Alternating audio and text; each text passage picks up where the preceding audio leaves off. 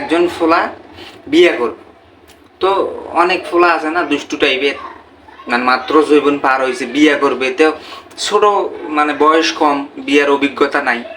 তো সে বিয়ের জন্য পাগল হয়ে গেছে। তো চিন্তা করতেছে একজন সুন্দর এবং পরেশগার এবং ভার্জিন মাইয়া আর কি চাই। তো এরকম তো পরামর্শ নেওয়ার জন্য তো অবশ্যই অভিজ্ঞ লোক লাগবে। তো তার দাদার কাছে গেছে, যাই বলছে, দাদা আমি তো বিয়ে করব, আব্বা আম্মা বলছি, তোরা আমাকে একটা সহজভাবে বুদ্ধি শিখাই দেন কিভাবে আমি ফরেস্টগার এবং ভার্জিন মাইয়া বিয়ে করতে পারি। তো দাদা বলতেছে, তো তুই যদি বিয়েই করস তাহলে বিয়ের দিন ঠিক না, মানে বিয়ের দিন টিন ঠিক করে ফেলাবি, করে ফেলার পরে মাইয়ারে অফার করবি রুম ডেট করার। যদি মাইয়া রুম ডেট করে তাহলে ওই মাইয়ারে আর বিয়ে করবি না।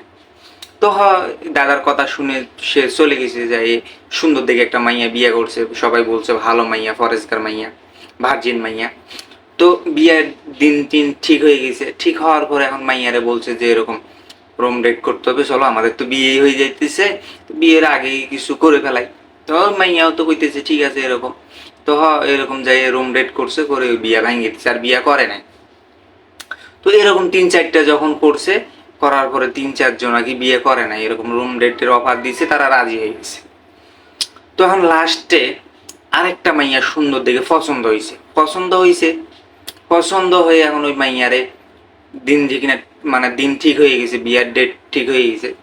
তো ওই মাইয়ারে অফার দেয় দিয়ে, চলো না আমরা রুম ডেট করি বিয়ের আগেই।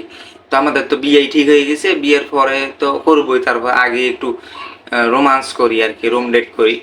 তো ওই মাইয়া কোনো মতেই রাজি হয় না, না আমি জীবনও রাজি হব না, যা হবে বিয়ের পরে হবে, বিয়ের আগে কোনো কথা হবে না। তো এখন মনে মনে তো পোলা খুশি, এই তো এখন একটা মাইয়া পাইছি, পরেশগার এবং ভার্জিন, এই মাইয়ারে কেউ ছুঁইতেও পারে না।